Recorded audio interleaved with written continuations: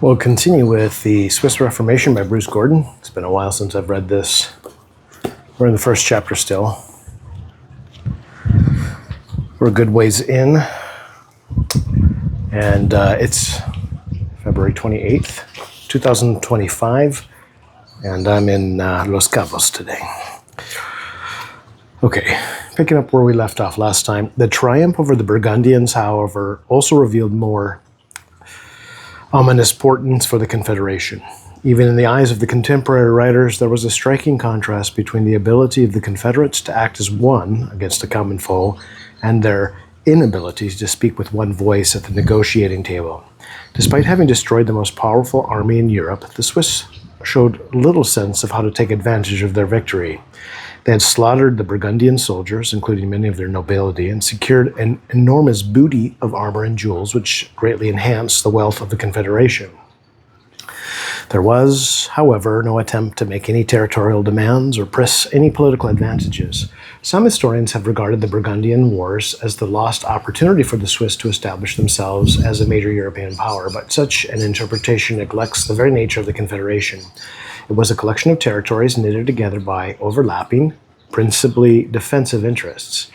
Unless threatened, each member was content to be left alone to pursue matters of internal political consolidation and the development of wealth through trade or the mercenary service. The Confederates were simultaneously allies and rivals, intensely jealous of any advantage gained by a neighbor. The absence of any coherent strategy against their neighbors also reflected the preoccupation of many of the Confederates with a series of internal problems. Most immediate was the escalating level of rural violence, which was directly connected with the mercenary service. Roving bands of armed men ravaged the countryside in search of money, drink, and sex, spreading syphilis as well as a host of other diseases carried home from Italy. Villagers and farmers were virtually defenseless against these gangs, who were distinguished by their torn trousers, considered a badge of honor. Those were considered a badge of honor by those who had served as soldiers in foreign lands. Other problems went to the very heart of the Confederation. The division of the Burgundian spoils and the question of whether to admit the cities of Fribourg and Solothurn threatened to pull apart a union which depended upon goodwill and cooperation.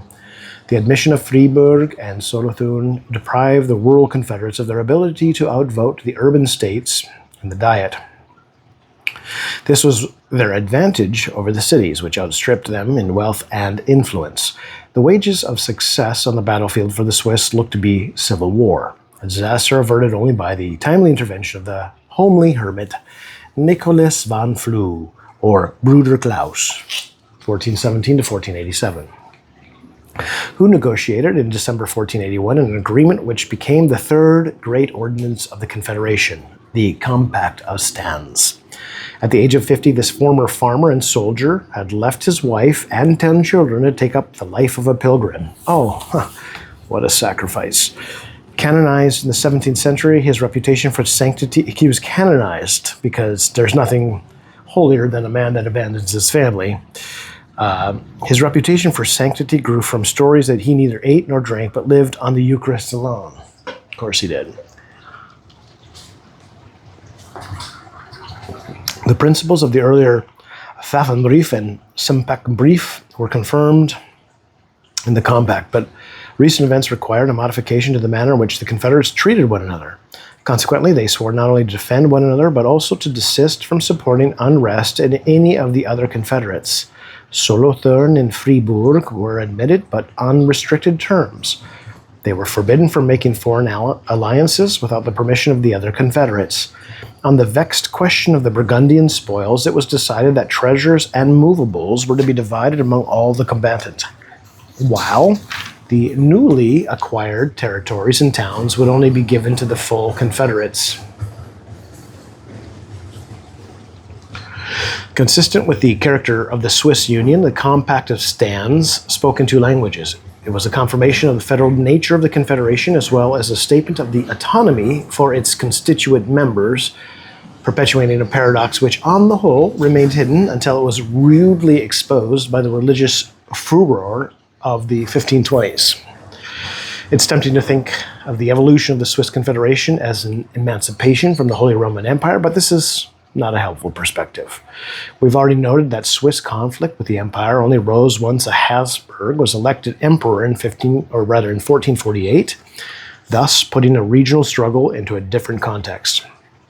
The Swiss ferociously resisted attempts by the Habsburgs to regain control over their inherited lands, and it was only out of this struggle that they sought to free themselves from the empire. In most other respects, however, the empire played a fundamental role in the life of the Confederation through the 15th and 16th centuries. For many Swiss, most prominently politicians, patricians, and merchants, the empire was the framework within which the Confederation existed. The exercise of power within the Confederation at all levels, whether in the privileges of the imperial cities, the rights granted to religious houses, or the feudal authority of the nobles, operated within the legal framework of the empire. From the Gotthard Pass to Basel on the Rhine, Swiss were closely integrated into the trading system of the empire. Linguistically, they were closely related to their southern German cousins. They knew the same legends, venerated many of the same saints, shared the same jokes. We must be careful not to imagine an independent Swiss identity struggling manfully against the imperial hegemonic force. In most respects, the Swiss saw themselves as part of that inculcate, amorphous body of German-speaking lands which constituted the late medieval empire. That's the one. The greater tension was internal. It certainly was. The diversity of interests within the Confederation was graphically illustrated by the rise of Hans Waldmann and the reassertion of Zurich's territorial interests after the Civil War of 1439 to 1450. This remarkable man had led the Zurich contingent at the Battle of Morat, 1476, and Nancy, 1477, and was among the most prominent of the Swiss leaders in the struggle against Charles the Bold of Burgundy. From humble origins, he became extraordinarily wealthy, and by 1479 was among the richest men in the Confederation. Now, in 1483, he became Burgermeister at Zurich and began to strip the patrician families of their authority within the city. His power base was among the guilds, and his influence grew from his wealth, which was so impressive that many of the rulers of Europe courted his favor. It was brilliant diplomatic skills which enabled Waldmann to weave his way through the tangled politics of late 15th century Europe, often working against a dynasty on one front while supporting it on another. Waldmann's power and affluence flourished as he lined his pockets with money for mercenaries. Well, Waldmann's aspirations for himself and his city lay in the triumph of Zurich over both the rural and urban Confederates. The traditional antagonism towards the inner states, as well as the rivalry with Bern, were to be resolved in Zurich's favor, and further, the establishment of Waldmann as the leader of the Swiss. This was the last serious attempt at centralizing the Confederation before the Reformation. Waldmann's wealth, sumptuous lifestyle, and dictatorial intentions fertilized the traditional fears and resentments of both the rural communities and the urban patrician families. His attempts to form alliances which would protect Swiss interests along the Rhine following the collapse of Burgundy came to nothing in the face of ill-tempered opposition. When he returned to Zurich, he encountered a series of local disputes said to have concerned the shooting of some savage dogs. These troubles were used as a pretext by Waldmann's enemies to have him arrested, tortured, and eventually executed in 1489. His rapid fall from power brought to an end Zurich's plan for domination of the rural areas.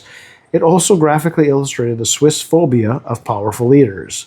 Zurich was plunged into chaos by Waldmann's precipitous fall, and the resulting instability was compounded by Bern's refusal to become involved in the events in the eastern part of the Confederation. As G.R. Potter wrote, quote, "The Confederation was a ship without a rudder or a captain," unquote. It was in this period of uncertainty that the Swiss began to drift towards France as a natural ally. French money in the form of pensions was readily received by mercenary soldiers and patrician families. In 1495, the close relationship between the Swiss and the French crown was renewed in the full expectation that the Swiss would provide the kings of France with military support. At the same time, the Habsburg Emperor Maximilian I was developing his plans to re-establish imperial claims in Italy. In order to wage war on the Italian peninsula, however, Maximilian had to undertake an ambitious program of imperial reform north of the Alps.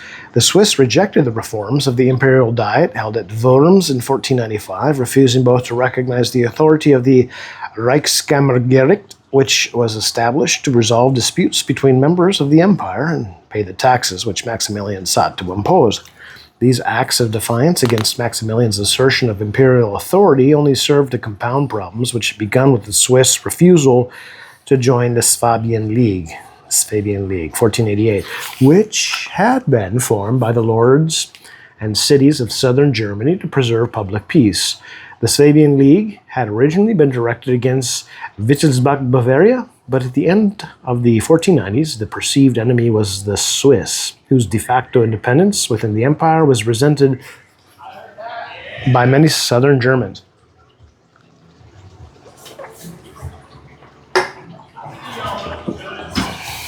Yeah. I'm looking good too. The renewed threat of Habsburg hegemony. The renewed threat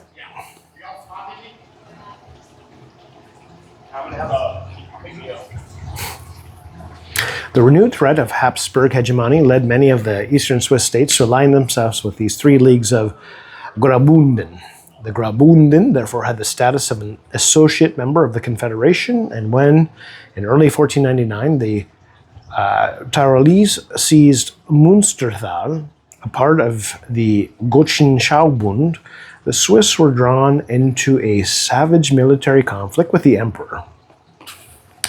The hostiles were so bitter that the nomenclature of the conflict remains a point of dispute. The Swiss call it the Swabian War, while the Germans refer to it as the Swiss War.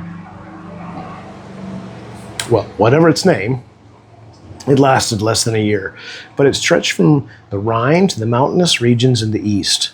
Almost all of the Confederates were involved. While Maximilian had the support of the Swabian League, the war was short but vicious, marked by a deep enmity between the Germans and the Swiss, who were despised by their neighbors as rebellious peasants who needed to be taught a lesson. In each of the principal battles, the Confederates emerged victorious.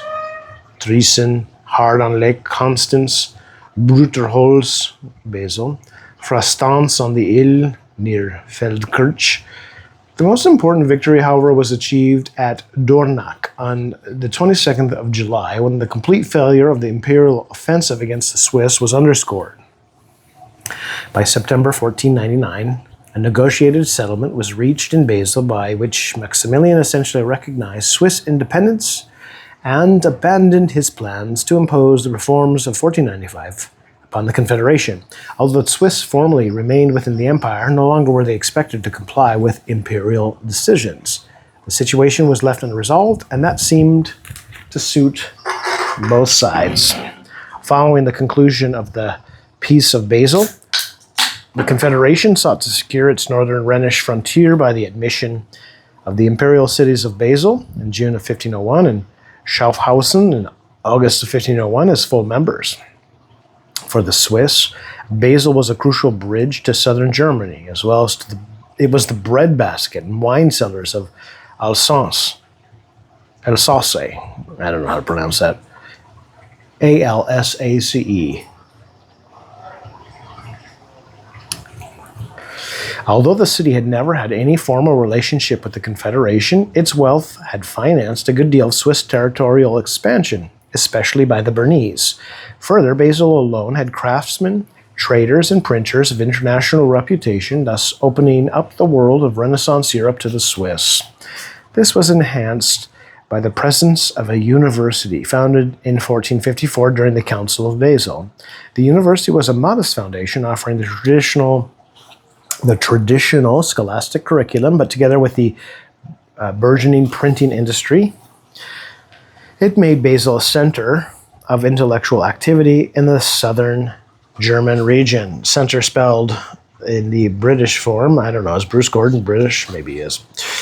Paradoxically, it was precisely Basel's cosmopolitan character and its wealthy guilds that aroused suspicion among the original rural Confederates. Like Zurich and Bern, the Baselers had little in common with the rustic culture of the inner Swiss Confederates. Very little in common.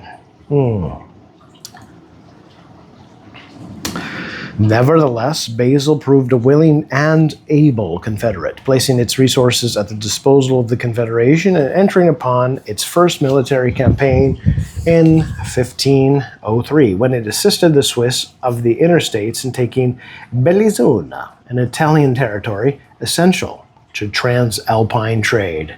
Bellinzona. The unique character of Basel was enshrined in the conditions of its entry to the Confederation. As befitted a city of guilds and traders, men who depended upon peace and stability to ply their trade, Basel's official role in the Confederation was that of a mediator. Basel the mediator. Unlike the other urban members like Zurich and Bern, Basel did not have separate treaties with individual members. It stood apart from all and was to adjudicate disputes, territorial, financial, and jurisdictional, between fellow Confederates. This role provided the Baselers their own form of independence in the Confederation, and it served their commercial interests by creating the stability essential for good business. Yeah. Schaffhausen, situated at the head of the Rhine, had a longer association with the Confederation. The city, which had grown up around the Benedictine monastery of All Saints, had become an imperial free city in the 13th century. It had been mortgaged to Austria from 1330 until 1450, but had bought its freedom, not brought it, in 1418 to become an associate of the Confederation in 1454. The entry of this small city into the Confederation in 1501 was seen as a necessary defensive measure, but there was little enthusiasm among the older Confederates for another urban member whose admission tipped the city/rural balance in favor of the former. That is, the rural balance. As a measure of compensation, the sparsely populated poor land of Appenzell was promoted in 1511 from associate member, a status which it had received in 1452, to full Confederate. Graduation. Thus, slightly more than a decade before the outbreak of the Reformation, the Swiss Confederation had become an alliance of 13 members, the rural states of, and you should commit this to memory, Uri, Schwyz, Unterwalden, Zug, Glarus, Appenzell, and the urban members, Lucerne, Zurich, Bern, Freiburg, Solothurn, Basel, and Schaffhausen. Each of the Confederates had entered the Union as a result of a specific historical circumstances, and those circumstances were reflected in the terms set out in the treaties of alliance. Conditions were demanded or imposed depending upon the relative strength of the new member. The urban members vouchsafed guarantees to their rural partners, but there could be no masking the rivalries that existed between Confederates, all of whom vigorously guarded their rights to act in their own best interests when the situation demanded. At the beginning of the 16th century, the Confederation was a tangled web of local arrangements among partners whose attitudes towards one another ranged across the spectrum. Fraternal love, lofty disinterest, insecure envy, bitter rivalry, and patrician condescension.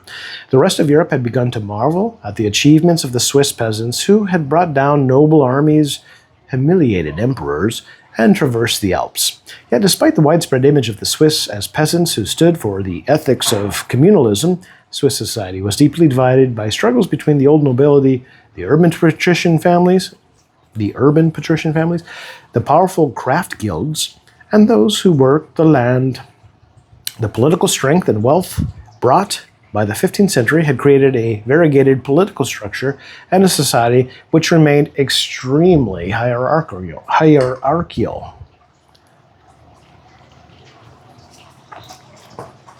Yeah. The only federal institution in the Confederation was the Diet, or Tagsatzung. The name meant to set a day to meet. The Diet had no authority to pass laws, and its authority was limited to negotiations that concerned the whole Confederation, declarations of war, peace negotiations, the sending and reception of ambassadors, the maintenance of internal peace, and the preservation of the rule of law. Only the Diet spoke for the Confederation, but as ever, nothing was quite as it seemed, for the decisions of the Diet, although reached collectively, were not binding on any of the constituent members.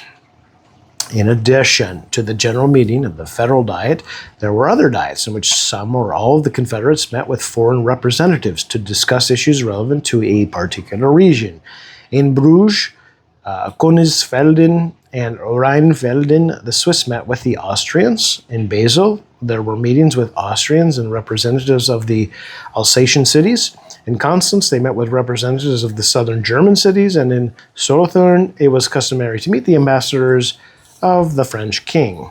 Another form of diet took place when certain members of the Confederation came together to discuss matters of mutual interest, such as the administration of the mandated territories, that is, Thurgau and Freyland. Okay. During the 14th and early 15th century, the general diets of the Confederation were almost often held in Lucerne. But from 1426, the favored location became Baden, on account of its central position. Each of the full members sent 2 delegates, while the associate members sent 1 delegate. Each delegation could only speak with 1 voice, and representatives were strictly required to express only the views of their political masters, not their own. Points of protocol were scrupulously adhered to, and there was a clear sense of hierarchy within these sessions. Most prominently seated were the representatives of the 8 original Confederates, called the Vororte, who were ranked above the 5 later additions. One of the representatives of the original states served as leader of the Diet from the end of the 15th century until 1798.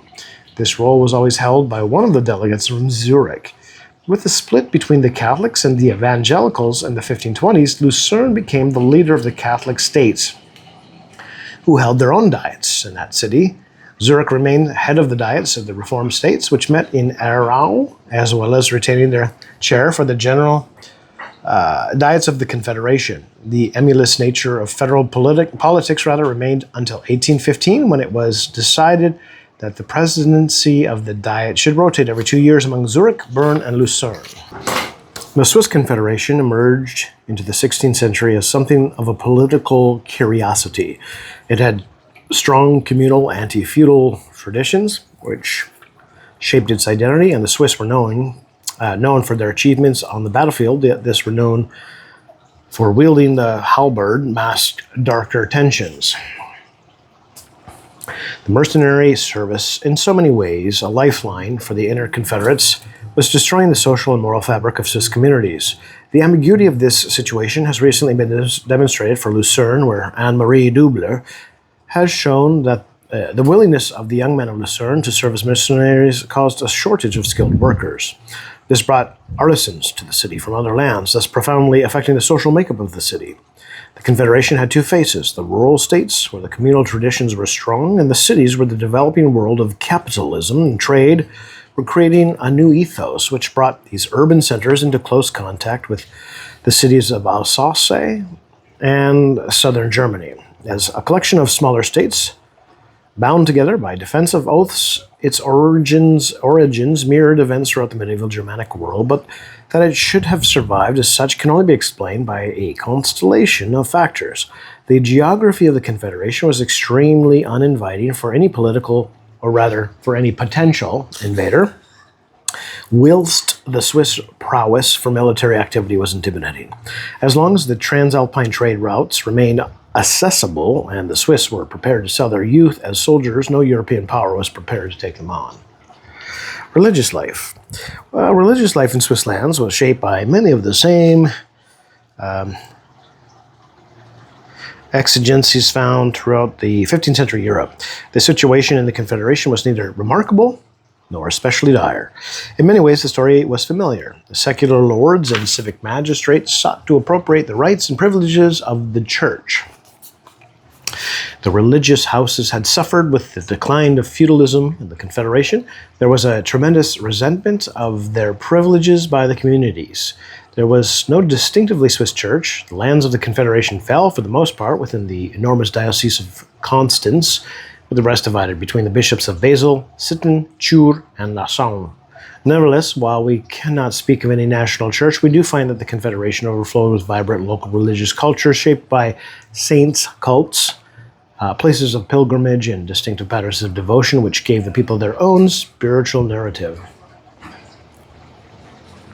The two great councils of the 15th century, Constance and Basel, had taken place on the very borders of Swiss lands, and many of the distinguished churchmen and scholars made their way along Swiss roads to these meetings, and the learning which they brought in the form of ideas and books played a crucial part in the translation of Renaissance culture north of the Alps. Without this religious and cultural stimulus, the Swiss Reformation of the following century would have been unthinkable.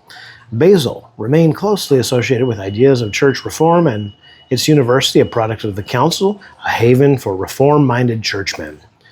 The flowering of devotional art and writings, great enthusiasm for saints and pilgrimages, and the vigorous mixture of popular and official beliefs is what gave the Swiss churches their identity, and it was highly variegated.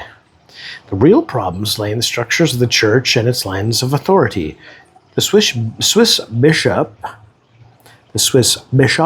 of the 15th century were, for the most part, scions of leading families, undistinguished and virtually powerless to exert any authority over the communities of their dioceses, which had sought to control their churches. Now, periodically, in the wake of the Council of Basel, they attempted to hold synods and issue reforming decrees, but to little applause. The Diocese of Constance provides a useful example. A series of bishops applied themselves with zeal to reforming the most common abuses among the clergy: concubinage, card playing, drinking in taverns, blasphemy and cursing, and keeping of undesirable company. In addition, the priests of the diocese were regularly admonished not to neglect the worship and the visiting of the sick and dying. Remarkably, Hugo von Hohenlandenberg, bishop from 1497 until the Reformation, climbed into the pulpit and preached before the gathered clergy in Constance, encouraging them to do likewise in their parishes. There was no shortage of people prepared to talk about the abuses in the church and how reform was essential, but there was no effective means of implementing change. Across the diocese of the Confederation, the situation was depressingly familiar. Powerful forces, such as cathedral chapters, religious houses, and secular rulers, arrayed themselves against the bishops, reducing all reforming efforts to pious pronouncements. As ever, the ugly head of mercenary service was visible. A string of popes, desperate for Swiss soldiers, were prepared to pay handsomely and to bargain away ecclesiastical rights and privileges in return for men on the battlefield. Pope Julius II, 1503 to 1530, had an effective agent in the Bishop of Sitten, Mattau, Scheiner, 1470 to 1522, a humanist, friend of patriotic young Swiss such as Ulrich Zwingli and arch opponent of French interests. Scheiner traveled through the Confederation, raising men for the cause of Rome, a city where he had hoped one day to be pope. Oh, that's ambitious. The failure of the bishops to effect any change was largely due to their inability either to control the clergy in their dioceses or to defend their institutions against the encroachments of civic councils and local communes.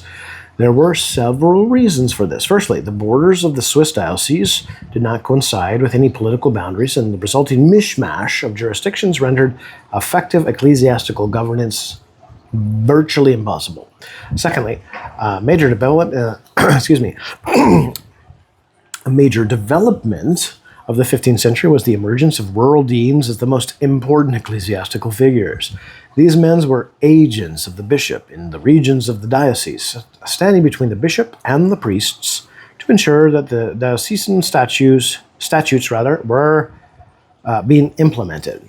Above all, this meant for the collection of money and the implementation of discipline.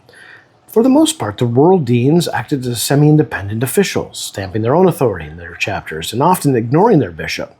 The diocesan clergy rarely had any contact with their bishop, and most refused to undertake the arduous and often dangerous journey to the episcopal city to visit synods. The dean was the face of the church authority through the Confederation, and with the collapse of the episcopal authority, they became de facto bishops in their own patch of the diocese. In Constance, the rural deans would meet regularly in Lucerne and the Guildhouse, zu Schneidern, to discuss affairs. The strength of their position in the pre-Reformation church is witnessed by the fact that the rural deans became a foundation of the reformed polities of Zurich and Bern, and especially in Basel. Okay, the parish was the basic unit of religious life. At the local level, the church was made up of a collection of officials, clerical and lay, who were responsible for the spiritual and material affairs and who were the face of the church and the faithful. The priest, or the Lutpriester, was to celebrate the Sunday Mass and preach. He baptized children, administered last rites, and buried the dead. The standard of clergy varied, as one might expect. In the cities of Bern, Basel, and Zurich, for example, humanist influences had begun to make themselves felt by the middle of the 15th century. But in the rural areas, few priests possessed more than a rudimentary education, though they were often the only literate people in the village. Religious houses increasingly provided young men with an education around the 15th century, and those intending to enter the priesthood could gain some elementary Latin and education and church practices. Those who showed promise might be sent to the larger urban centers to attend Latin schools. This was the way forward for ambitious young men eager to make something of themselves. Many of the Swiss parish clergy followed their fathers into the parish. That is so annoying.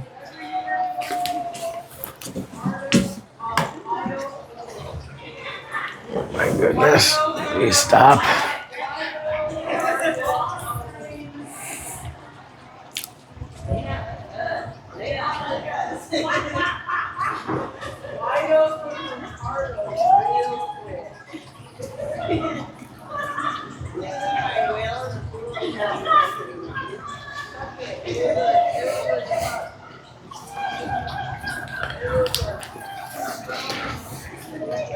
Many of the Swiss parish clergy followed their fathers into the parish living, and it is common to find certainly family members or family names associated with the office of the priest for many decades before the Reformation.